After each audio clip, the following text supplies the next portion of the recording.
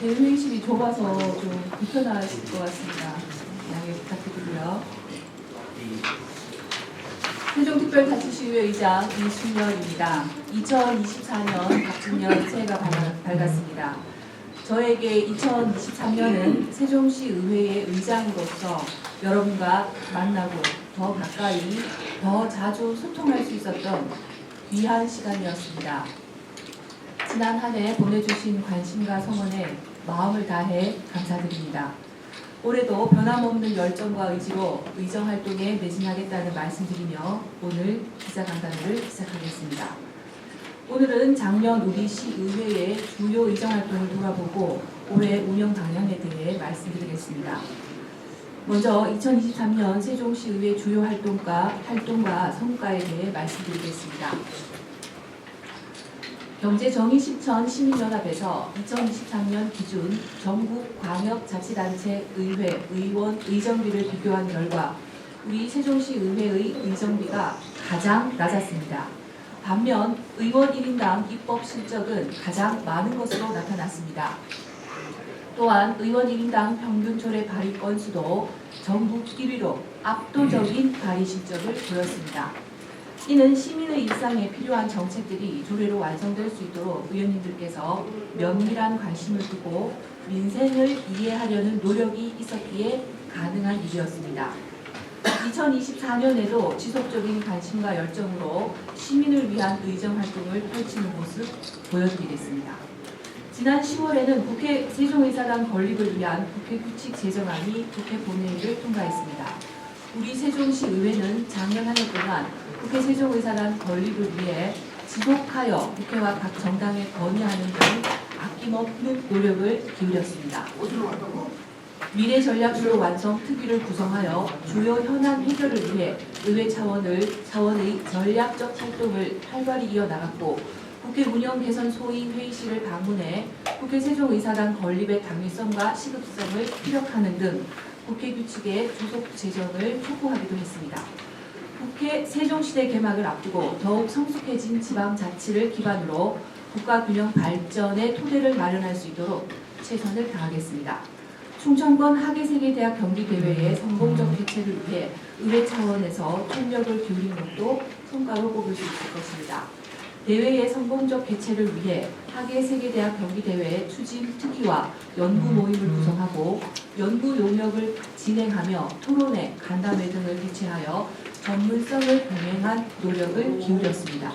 아울러 국회를 방문해 충청권 학예세계대학 경기대회 국기 확보 촉구 성명서를 전달하며 정부 예산안이 삭감되지 않도록 건의도 했습니다.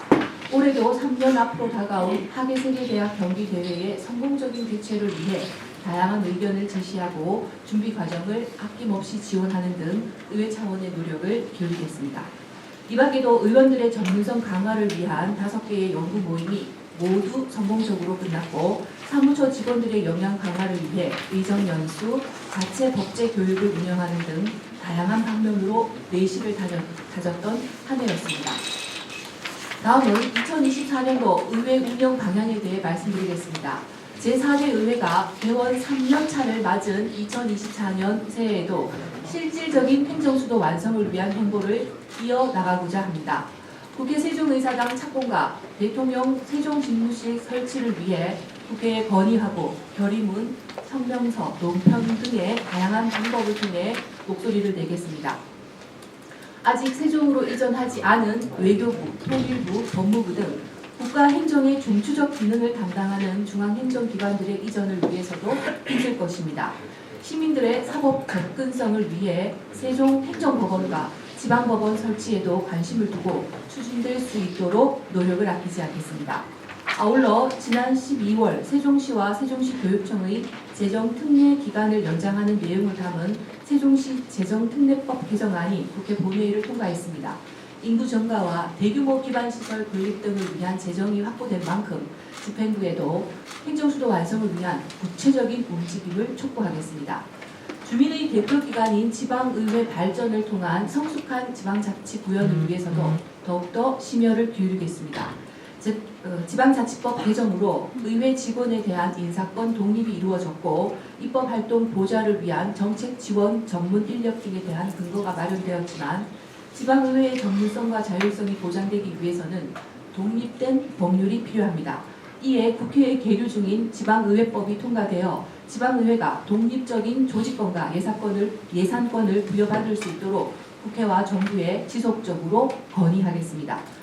의원님들과 함께 힘을 모아 지방의회의 권한을 강화하기 위해 의제를 만들어 의장협의회의 안건으로 제안하는 등 공감대를 이끌어내도록 하겠습니다.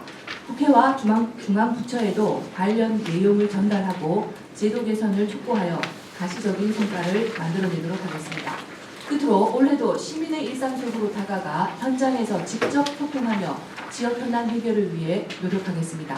현장 방문을 확대하여 실천하는 의정 활동을 펼치고 시민의 삶과 직결되는 분야의 과제들을 발굴해 체감할 수 있는 성과로 만들겠습니다. 지역 균형 발전 및 인구 소멸 위기에 대응하고자 관련 조례를 살펴보고 간담회와 연구 모임을 운영하며 대책을 마련하겠습니다. 또한 청년 정책을 강화하기 위해 청년과의 소통을 지속하여 이어가고 청년 활동을 활발하게 지원하여 청년이 살고 싶은 도시, 젊은 도시 세종을 만들기 위해 힘쓰겠습니다.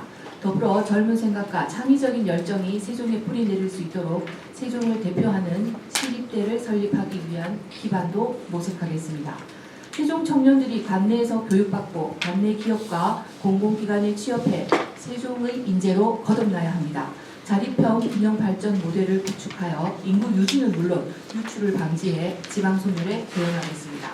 내부적으로는 의원님들과 사무처 직원들에게 다양한 교육 기회를 제공함으로써 한층 전문화된 의정 지원 체계를 구축할 것이며 직원들과의 소통과 복지를 위한 움직임도 계속해서 이어나가겠습니다.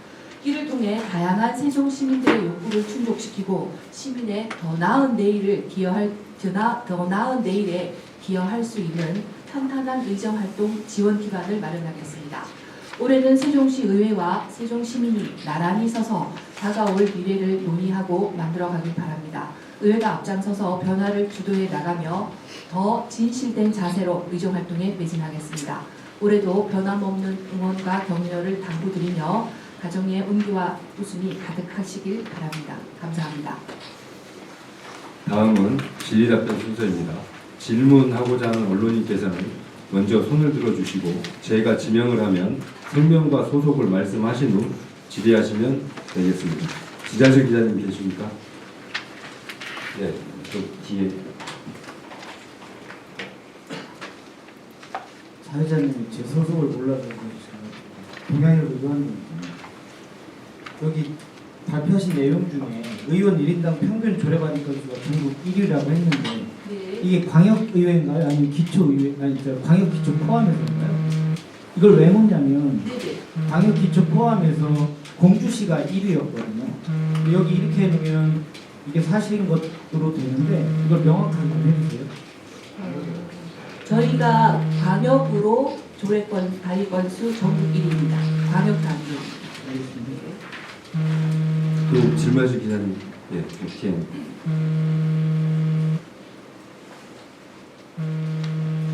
네, 오케이. 임원성 기자입니다. 새해 복 많이 받으십시오. 또 기자분들 새해 복 많이 받으십시오. 예, 작년에 의장님께서 보호수 관련해서 많은 활동을 하셨더라고요. 그래서 이 의정 활동하면서 보호수까지 신경을 쓰시는 것을 보고 제가 참 새롭게 생각하게 됐고요. 또 저는 오늘 이 세종의 문화유산 관련해서 질의를 드리겠습니다. 실제 세종의 문화유산이 많이 있습니다. 면지역이 있고 읍지역이 있고 시 타시 이 행복청에서 이루어지는 이런 지역이 있는데 문제는 행복청하고 LH 이 개발하는 지역에 문화유산이 아직도 방치된 곳이 많이 있습니다. 광제사 바로 밑에 좌우로 보면 거기도 집이 문화유산이라고 지정을 해놓고 허허발판에 그대로 놓여져 있어서요. 반이 실어져 가듯이로 지금 방치되어 있습니다. 또 원수산이라든가 월산이라든가 이런데도 아직까지 막 실어지고 그냥 지붕은 그냥 비닐줄도 덮여져 있는 문화시설이 있는데 시에서가 문제가 없습니다. 시에서는 행복청 LH에서 문제가 있습니다. 그래서 시에서 이 유지관리 차원으로 문서도 많이 보내고 했는데 아직까지 시정도 안 되고 1년 동안 풀 한 포기도 안 뽑는 이런 문화유산도 있더라고요. 그래서 이 시 차원에서 아니 의회 차원에서 그런 데서 조언을 해준 그런 견해가 있으신가? 또 만약에 시에서라든가 이런 문화유산 관련해서 예산을 책정을 했을 때 의회에서 적극적인 좀 예산 삭감이라든가 이런 걸 하지 마시고 좀 더 도움을 주시는 방향이 2024년에는 해 주셔야 될 것 같은데 그런 생각이 있으시면 그 견해 좀 부탁드립니다. 네, 우선 그 보호수 관련해서는 제가 조례 작업부터 늘 관심이 있었습니다. 방축전변의 왕버드 나무가 새그루드가 아주 멋있게 제가 처음 이주해 왔을 때만 해도 굉장히 아름다운 풍광이었는데 두교부가 이제 고사가 되면서 이제 한 그루밖에 안 남은 상태인데요. 저희가 묘목시장에 가서 단돈 몇만 원에 묘목을 살 수는 있지만 400년 된 아름드리 나무를 살 수는 없습니다. 그 시간적 가치와 말씀하신 문화유산에 대해서도 말씀을 드리겠지만 우리 시가 건설도 중요하지만 이런 내려오는 문화유산 그리고 자연적 가치가 많은 보호수 유지에도 그리고 관리에도 보호에도 또한 관심을 기울여야 된다는 생각을 하고 있습니다. 그 방송이 좀 많이 나갔습니다. 보호수 관련해서. 그리고 나서 실제로 계속해서 살고 계셨던 원주민이라고 밝히신 분께서 우리 임원선 기자님이 말씀해 주신 그 관련 문화유산에 대해서 저한테 문자를 보내주셨더라고요. 이렇게 방치되고 있다. 그래서 제가 그 보호수에 이어서 세종에 원래부터 세종이기 이전부터 있었던 문화유산에 대한 관심도 더 많이 기울여야 되겠고 또 의회 차원에서 이런 보존에 대해서 보호에 대해서 촉구를 해야 되겠다는 생각을 했습니다. 그래서 지금 준비 중이고요. 24년도분 예산에 우리 예결위 위원님들이 관심을 많이 보이셔서 위성 발굴이라던가 문화유산 쪽에도 예산을 지킨 걸로 알고 계십니다. 그래서 이게 지금 같이 좀 유기적으로 연계가 되어서 신도심의 개발 또 2030년까지의 계획된 도시도 중요하지만 원래부터 있었던 문화유산과 자연유산에 대한 관심도 각별히 기울이겠다는 말씀 드리겠습니다. 또 질의하실 기자님 계십니까? 네, 네, 연합뉴스 이용파 기자입니다. 반갑습니다.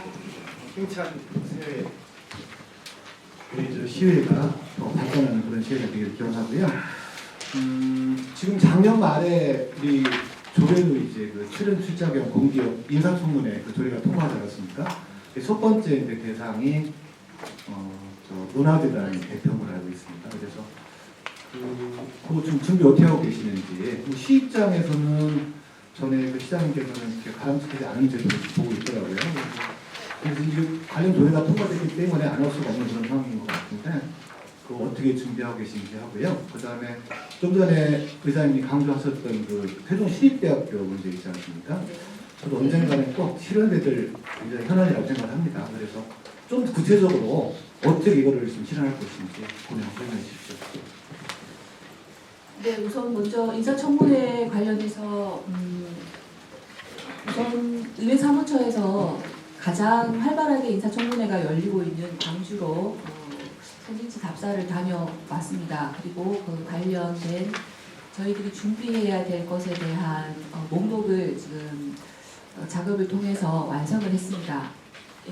의원님들도 또 인사청문회를 한 번도 해보시지 않았기 때문에 준비 작업이 개별로 좀 내지는 또 위원회 차원으로 진행이 되어야 될 것 같은데요. 잘 하고 계신 지자체 광주를 예를 든다면 저희가 조금 모범 사례로 알고 좀 준비를 해오고 있습니다.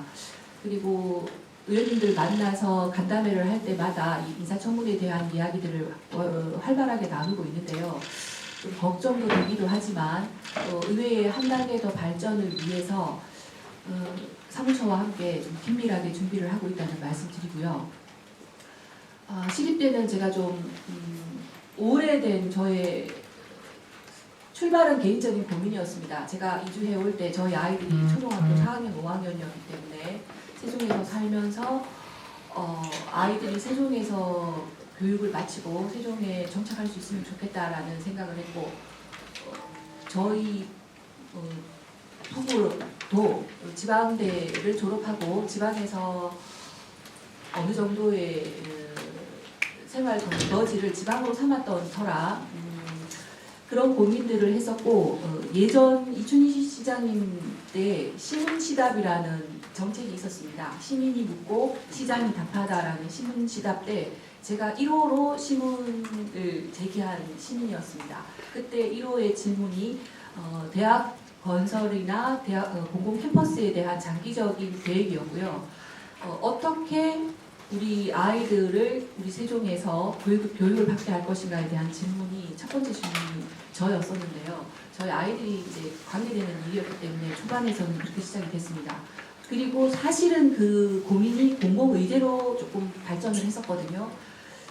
중부 지역의 의료 서비스가 너무나 취약했고 그리고 의사 숫자가 부족하다는 건 너무나 자명한 사실이었고 이게 부족한 원인이 수도권에 과학에 과학에 집중이 되어 있기 때문이다. 뭐 여러 가지 이야기들이 나오고 있고 여러 가지 원인들이 제기되고 있는데 어쨌든 많은 사람들이 의료 서비스를 위해서 서울로 가고 있는 사실 앞에서 공공의대가 세종에 마련이 되면 참 좋겠다. 그리고 중앙의료원의 분원이 세종에 안착을 하면 좋겠다라는 생각을 했었고 국회의원의 공약에 제시도 했었습니다.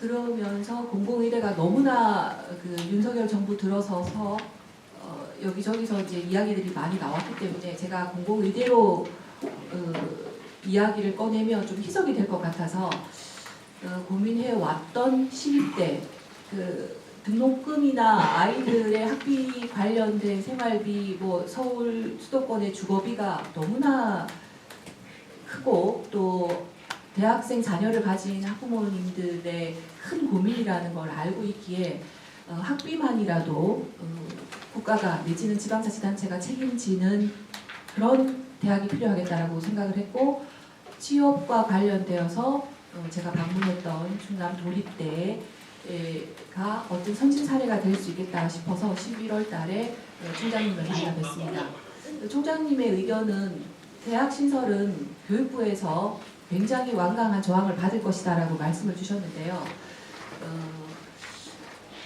뭐 벚꽃 피는 순서로 대학이 뭐 문을 닫는다 이런 말들이 있지 않습니까? 새로운 대학 신설보다는 남부 지방 쪽에서 혹시나 문을 닫게 되는 대학의 투여라던가 이런 걸 세종과 연계를 한다든지 그리고 재정적인 뒷받침도 굉장히 큰 고민이긴 한데요. 사실 저희들이 소멸 기금을 1조대로 편성을 해서 쓰고 있습니다. 세종도 농촌 지역은 소멸 지수가 상당히 높게 나타나고 있는데요. 이런 기금을 단지 출생이나 일회성 축하금으로 돌릴 것이 아니라 대학 기금이나 대학 설립 기금이나 신설 기금으로 돌릴 필요도 있다는 생각을 저는 하고 있습니다. 그래서 재정적으로는 충남은 한 160억 정도를 매년 도립대에 제공을 하고 있다고 하는데요. 그것만으로도 500여 명의 학생들이 100% 기숙사와 학비는 물론 방학 중에 본인이 원하는 강좌도 70만 원까지 제공을 받을 수 있다고 합니다. 여러 가지 고민이 필요하겠지만 반드시 해야 되는 상황이고 시립대가 또 우리 세종의 어떤 교육적 기능을 완성할 수 있는 굉장히 중요한 잣대라고 생각을 하고 열심히 고민하고 기자님들의 또한 좋은 아이디어도 함께 기다리고 있다는 말씀드리겠습니다. 또 지지하실 기자님, 세종에서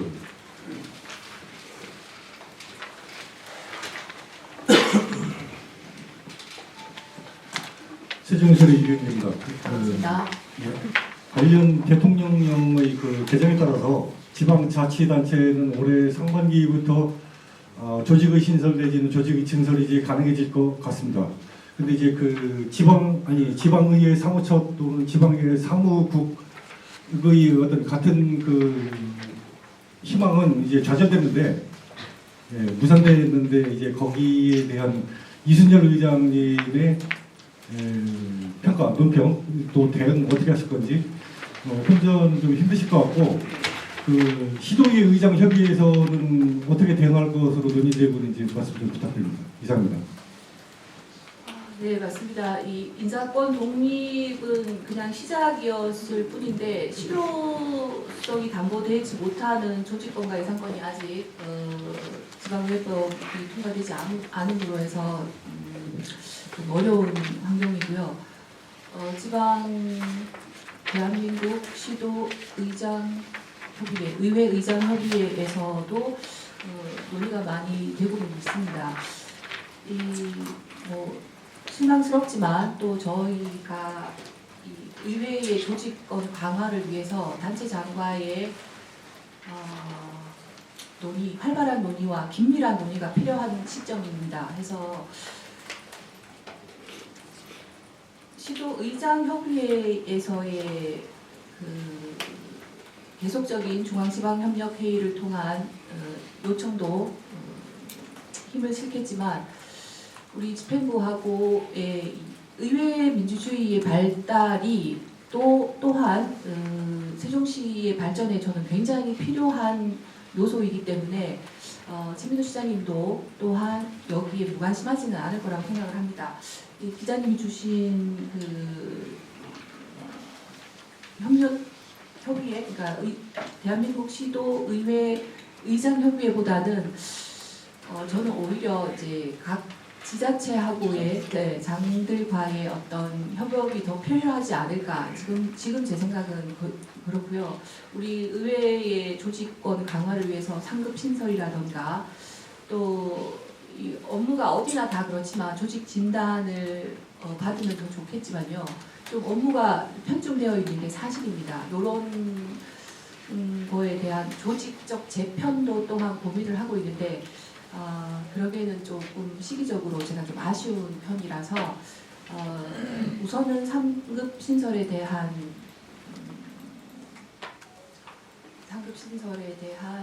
노력부터 하겠다는 말씀드리겠습니다. 그 조직권까지 가시려면 그 지방자치법 개정이 필요한 것 같은데 제 생각은요.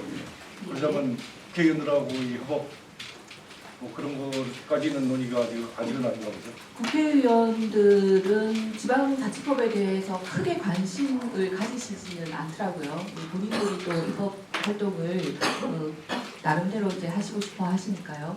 이 지방자치법의 개정이 지방자치 발달에 굉장히 중요한 어떤 근간인데요. 좀 모순이긴 합니다. 그 지방자치법의 개정이 국회의원들 손에 있다는 게요. 이제 총선 이후에 우리 시에서도 또 새로운 국회의원들로 새롭다는 표현이 조금 조심스럽습니다. 그 국회의원들과도 면밀하게 이야기를 나누고 지금은 정말 지방자치를 하라는 거냐라고 얘기를 할 정도로 굉장히 많은 팔다리가 잘려져 있는 상태입니다. 그래서 물론 국회의원들의 도움도 필요하고 또 중앙지방협력회의에서도 계속해서 이야기가 되어지고 있는데요. 어떤 커다란 획기적인 반전이 좀 필요한 시기이긴 합니다. 또 질의하실 분 있습니다.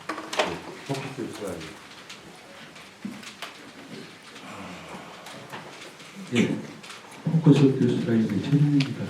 반갑습니다. 네, 새해 복 많이 받으시고요. 제가 오늘은 거리를 하나 드리고요. 하나는 추리고 하나는 질의를 할 거예요. 첫 번째가 아까 어떤 기자님께서 말씀하셨는데 우리 의원님들이 1인당 입법 실적 광역에서는 전국 1위라고 말씀을 하셨는데 그동안에 이 입법을 함에 있어서 여타 도시 걸 베껴다 쓰는 일들이 많다 뭐다 이런 언론들의 지적이 많았었거든요. 네, 맞습니다. 올해는 의원님들은 상여사고 그런 일이 없고 정말 공부해서 우리 시민들한테 꼭 필요한 조례가 좀 제정될 수 있도록 건의를 드리고, 두 번째 이제 주문을 할 건데요. 의장님께서 조금 전에 이우파 기자님께서도 말씀하셨지만 세종시 시립대학을 말씀을 하셨는데, 우리가 이제 그 수도를 표방하고 있는데 이 수도에 국립대가 없는 곳이 세계적으로 없잖아요, 이게. 그리고 또 우리 국내만 보더라도 광역에서 국립대가 없는 데가 없어요, 이게.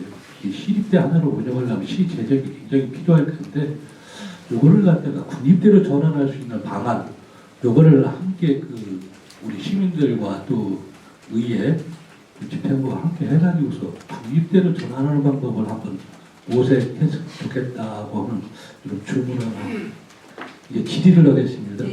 어제 의장님께서 새 첫발을 갖다가 어떤 동네 한 바퀴를 하신 것 같더라고요. 예.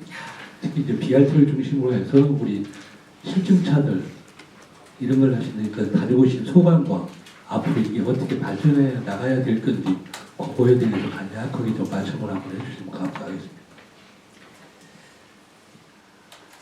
네, 감사합니다. 우선 건의사항으로 주신 우리 세종에 꼭 맞는 조례, 이건 모든 의원님들의 관심사이자 이제 고민이십니다. 저희들도 계속해서 이런 이야기 나누고 있다는 말씀드리고요. 좋은 제안 해주셨습니다. 시립대로 만족할 것이 아니라 수도인데 국립대가 필요하지 않느냐라는 말씀. 우리 최준호 기자님의 의견 감사드립니다. 저도 공감을 표하면서요. 어제 제가 도담동 BRT 버스 정류장에서 한 1시간 정도 7시 40분부터 8시 35분에 제가 탑승을 했으니까 1시간 정도 정류장을 관찰을 했었습니다. 지금 저희가 BRT 노선이 이제 위치 지정제를 이용하고 있기 때문에 B1이나 B2, B3, B0의 B5도 마찬가지고요. 정차 장소가 정해져 있습니다. 그런데 정류장의 폭은 좁고 줄을 서서 대기하시는 분들이 길게 줄을 늘어 쓴 경우에 뒤쪽에 오는 버스를 타기 위해서 승객 분들이 이동을 할 때 이제 좀 많이 엉림 현상도 있고 그렇다는 민원이 많았기 때문에 계속해서 좀 지켜보고 있었고요. 그 와중에 이제 버스를 기다리시는 시민분들의 이제 완전히 날선 민원들도 많이 받았습니다. 너무 춥다, 너무 덥다, 폐쇄형 정류장을 원하시는 말씀도 많으셨고요. 그 정류장에 있는 따뜻하게 열선이 깔린 의자가 제 기능을 못하고 오히려 통행을 방해하고 있다라는 이제 그런 말씀도 주셔서 저희들이 실제로 그런 현상을 또 목도하기도 했습니다. 이 정류장이 단순히 버스를 탑승하기 위한 거쳐가는 장소로 지금은 이제 좀 인식이 되어지고 있는데요. 정류장을 좀 오랫동안 체류하면서 좀 불편해하시는 것들을 좀 봤고요. 그다음에 이제 동네 한 바퀴라고 하기에는 조금 멀리 갔습니다, 기자님. 제가 이제 BRT를 직접 타고 오송역을 가서 오송역에서 실제로 운행되고 있는 이제 자율주행 버스를 타고 대평동 버스 차고지까지 갔었는데요. 원래 국토부 계획은 이제 2023년에 자율주행 버스 200대를 증차를 해서 시민들이 그야말로 자율주행 버스를 생활 속에서 느끼게 하겠다였었습니다. 근데 지금 이제 운행되는 것이 총 6대이고요. 관련되는 업체가 3군데인데요. 어제 그 오송역에 위치하고 있는 스마트 워크 센터에서 업체분 중에 대표분과 함께 또 이제 어떻게 세종이 이 자율주행과 관련해서 지금의 현 위치가 어떠하며 앞으로는 어떻게 이 자율주행에 대해서 풀어갈 것인가에 대한 말씀도 들었습니다. TP 관계자도 참석을 했고요. 제가 자율주행에 대해서 조금 길게 그 워크센터에서 질문을 하고 동영상을 2편 정도 이제 시청을 했습니다. 그 이유가 이제 BRT 노선이 완공이 되어서 B0가 순환을 하고 대전과 오송 그리고 청주를 잇는 BRT가 운행이 되게 되면 결국 이제 우리 집에서 그 BRT를 타기 위해서 BRT 노선까지 나오는 문제가 남아 있습니다. 제가 2014년 이사하고 나서 계속해서 이야기한 게 있습니다. 마을 버스. 그러니까 제가 거주했던 경기도의 사례를 들면서 우리 집에서 그 주요 간선 버스를 이용하기까지의 교통수단, 그래서 어울링을 그동안 계속해서 관심을 가지고 어울림 관련해서 굉장히 많은 제안도 했었고 조례도 손을 보고, 그러면 어울림 외에 또 다른 교통수단이 저는 마을버스라고 생각을 하거든요. 근데 그 마을버스를 계속해서 건의를 했을 때 나온 집행부의 대답이 뭐였냐면, 버스가 작든 크든 기사는 꼭 한 사람이 필요하다. 그리고 그 기사 인건비가 너무 많기 때문에 마을버스 운행은 할 수가 없다는 대답이었습니다. 그러면 기사 인건비가 소요되지 않는 것이 그럼 자율주행을 통해서 마을버스를 운행하면 되지 않을까, 이런 생각을 하게 되었고요. 실제로 지금 정부 청사는 마을버스 자율주행이 운행이 되고 있습니다. 이건 조금 장기적인 프로젝트인데요. 저는 그 마을버스를 출근 시간에 BRT 라인에서 내려서 국무총리실까지 이동을 하는 출근길에 이 사람들이 BRT를 이용하지만 거기서부터 어진동에 있는 대통령 기록관 바로 앞에 있는 국무총리실까지 걸어서 이동하기에 힘들기 때문에 승용차를 저는 이용한다고 생각을 하거든요. 이번에 새로 개청한 중앙동 역시도 BRT 라인에서 도보로 15분 정도는 걸어야 됩니다. 거기에서 오는 승용차를 거부할 수 없는 유혹, 그걸 고민하면서 이제 마을버스로 해결책을 좀 찾았으면 좋겠다고 생각을 했고, 인건비가 소요되지 않는 마을버스는 자율주행이지 않을까 해서 자율주행에 대해서 좀 올해 어제 시간을 좀 할애를 했습니다. 그리고 이제 대평동 도시교통공사에서의 고민은 이제 비제로가 순환형임에도 불구하고 순환과 비순환의 고르지 못한 계속해서 이제 차고지로 돌아와야 되는 것에 대한 고민을 같이 나눴는데요. 이 마을버스에 대한 고민은 제가 의원 활동을 하는 동안은 계속해서 좀 고집스럽게 하려고 합니다. 해서 정말 승용차가 아닌 대중교통을, 그리고 자전거를, 마을버스를 이용하게 된다면 많은 분들이 승용차보다는 대중교통을 선택하지 않을까. 그래서 지금 7.9%의 이용률을 보이고 있는 이 대중교통이 조금은 방법점을 맞지 않을까라는 생각을 하고 있습니다. 계속해서 고민하고 또한 같이 공유해드리도록 하겠습니다. 또 질의하신 분.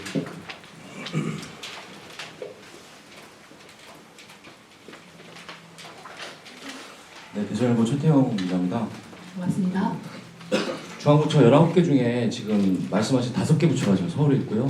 요거 지금 이전계획 말씀하셨는데, 요거는 정부조직법이라든가 행특법 등 여러 가지 이제 개정 작업이 수반이 돼야 되는데 시의회 차원에서 좀 쉽지 않아 보여요. 그래서 구체적인 실행 계획, 구상안이 있으신지 궁금합니다. 좀 아픈 데를 먼저 말씀해 주셨는데요.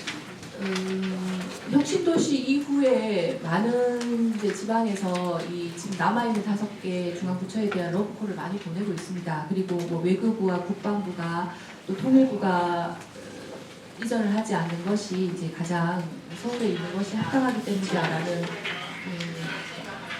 중앙부처의 반론들이 있는데요. 물리적인 거리가 뭐 전혀 상관이 없다 이런 건 아니지만 어느 정도로 이제 우리가 온라인을 통해서 많은 행정적 업무들이 처리되고 있기 때문에 그런 어떤 꼭 서울을 고집해야 된다라는 건 당위성이 많이 떨어진다고 생각을 합니다. 구체적인 대안이라고 한다면 시민들의 열화와 같은 요구가 제일 중요하다고 생각을 합니다.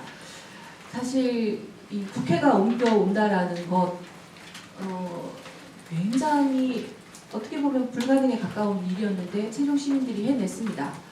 그리고 부처뿐만 아니라 국제기관들의 이전도 어느 정도는 강제성이 있었지만 그것이 세종에 자리를 잡고 세종 시민들과 함께 이제 어느 정도 좀 어우러져서 운영이 되고 있는 것은 시민들의 요구와 그리고 의회 차원의 노력 또한 없지는 않았다고 생각을 합니다. 해서 이제 우리 의원님들이 힘을 합쳐서 나머지 자녀 중앙부처의 이전에 대해서 조금 의제화하고 국회에 계속해서 이야기를 하고요.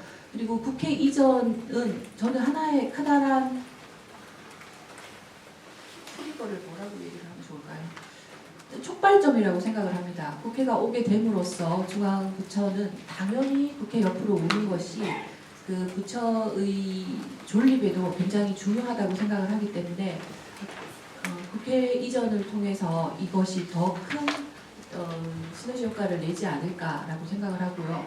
의원님들이 거기에 대해서 각별히 또 크게 노력을 하겠다 이렇게 말씀을 드리면서 구체적인 방안에 대해서는 같이 좀 고민을 했으면 좋겠습니다. 또 질의하실 의원님 계시면. 네, 안녕하세요. 뉴스피치의 김현실 기자인데요.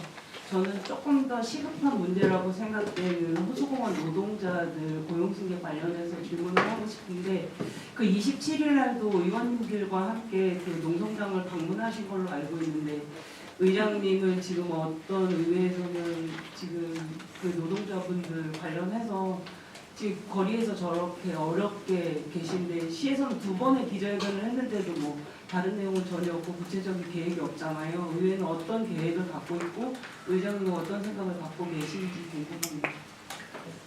네, 오늘 아침에도 제가 저는 이렇게 이제 따뜻한 승용차를 타고 저는 이제 출근을 하는데 아주 마음이 무섭 아팠습니다. 우선 뭐 다들 기자회견을 통해서 아시겠지만 고용 승계를 원하신 건 아니었고요. 이제 이분들의 고용 뭐 해고 절차를 통해서 좀 가슴 아프게 좀 공유가 되지 않았기 때문에 더 많이 속상해하시고 그러니까 시청과 우리 공단이 다 같이 놓치고 있었던 점이 있다고 생각을 합니다.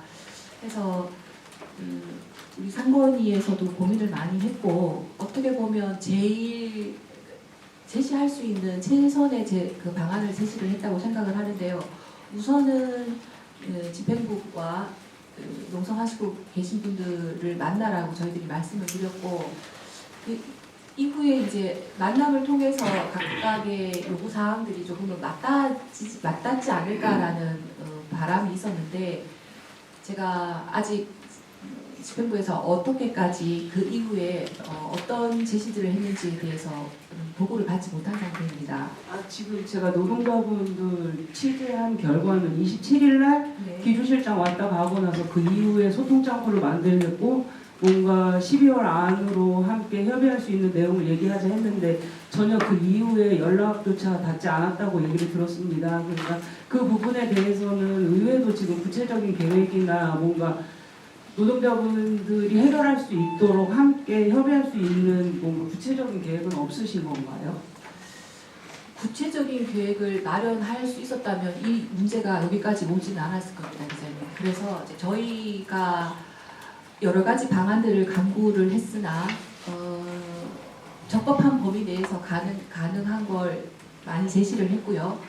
그리고 의회가 제시한 방안에 대해서 집행부도 수긍을 한 상태이고요. 그 집행부에서 수긍한 저희가 제시한 몇 가지 제안들 중에 어떤 것을 집행부가 받아들이고 실행을 할 건지에 대해서는 제가 좀 알아봐야 되겠습니다.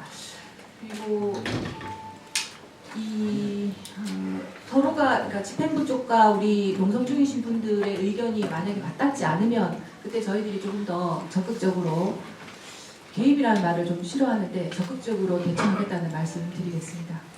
조금 더 촘촘하게 노동자분들이 지금 거리에 계시니까 좀 신경 써서 의원님들하고 의장님 신경 써주시기 바랍니다. 네, 잘 알겠습니다. 또 질의하시는 정춘일고. 예, 경통일보 김정희 기자인데요. 반갑습니다. 그 시립대 관련해서 부연 설명 좀 질문 드리겠습니다. 네네. 그 대학도 많은데 또 시립대학 설립이 필요한지 의문을 갖는 시민들도 없잖아 있을 것이라고 생각이 듭니다.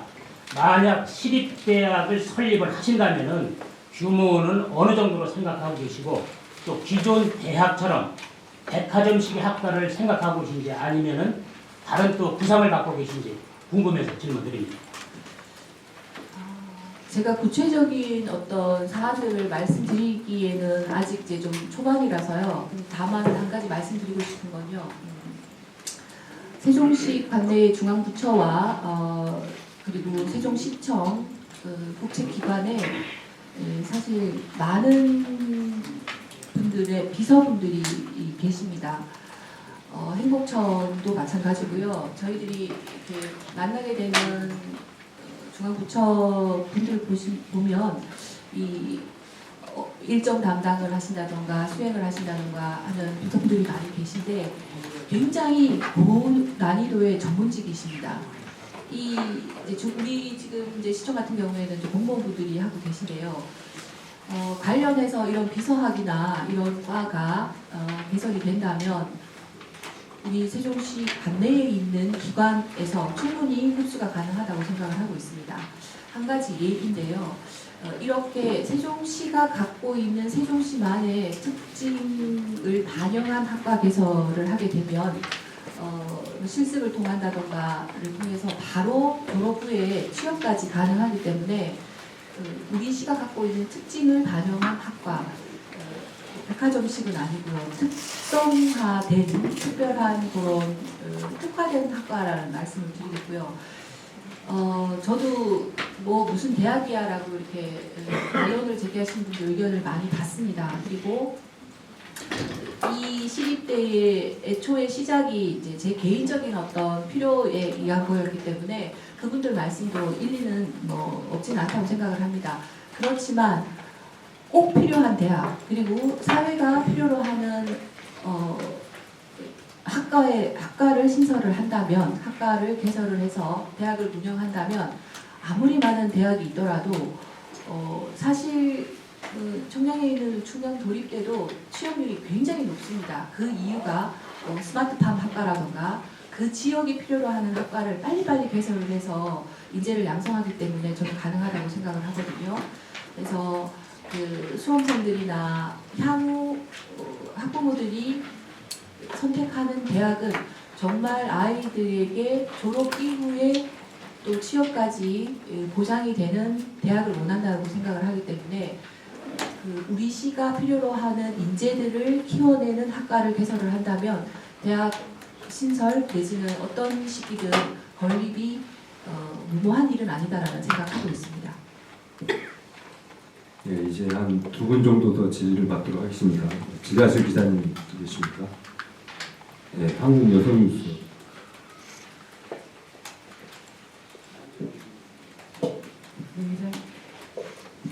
네, 회장님 한 해 고생 많으셨습니다. 네, 저는 좀 지역구 현안 좀 제기하고 싶은데요. 네, 개교한 지 좀 10년이 넘은 고담초등학교가 의장님 지역구에 있습니다. 네, 600명 정원으로 지어진 학교가 전교생이 현재도 이제 1200명으로 10년 동안 여전히 이제 과밀 문제를 안고 있는 것으로 확인이 됩니다. 네, 또 전 의장이셨던 상평원 의장은 과밀 문제로 인해서 지역구에 제2 아름중학교를 건립했던 성과가 있어서 지역 주민들이 이순열 의장님께 기대하는 바가 좀 있다고 들었습니다. 이순열 의장님께서 혹시 세종시립대 추진과 함께 지역구에 초등학교 신설을 추진하실 계획은 없는지 여쭤봅니다. 네, 과밀이라서 점심시간도 1부, 2부, 3부로 나뉘고 체육대회도 같이 할 수 없었던 참 어떻게 보면 아이들이 신도심으로 전하고 아이들이 겪는 아픔인데요. 지역구 문제라서 제가 좀 더 적극적으로 답변을 드려야 되는데 넓게 보면 취약아동, 취약연령이 지금 세종시 전체는 늘어가고 있지만 이 증가세가 이제 어떻게 될지에 대해서는 같이 고민을 해야 된다는 생각하고 있습니다. 저희 아이들이 도담초로 이제 전학을 와서 잘 압니다. 이 공사장인 학교를 증설을 하는 학교를 다녔어야 되기 때문에 늘 안전에 안전 문제에 노출이 되어 있었고 용지에 대해서는 저는 새로운 학교 신설보다는 좀 다른 방안으로 접근을 해야 된다는 생각을 하고 있고요. 향후 우리가 지금 학교가 165개인가로 알고 있는데요. 이 학교 문제를 어떤 건물을 학교로 짓고 난 다음에 다른 목적으로 사용에 있어서 굉장히 많은 어려움이 있기 때문에 아름 제2중 같은 경우에는 다목적으로 건립이 되었다고 알고 있습니다. 그래서 만약에 신설적으로 가닥을 잡게 된다면 이제 선례가 있기 때문에 같은 다목적으로 신설이 가지겠지만 저는 좀 우선의 다른 방법을 더 고민하겠다는 말씀을 좀 드리고요. 도당초 학생들뿐만 아니라 과밀이기 때문에 겪고 있는 학생들과 학부모님들의 어려움에 대해서 깊이 공감하고 있다는 말씀 드리겠습니다. 빨리 해결이 될 수 있도록 교육청과 긴밀하게 협조하겠습니다. 마지막 한 분 정도만 더 질문 받도록 하겠습니다. 네, 저희 충청신문.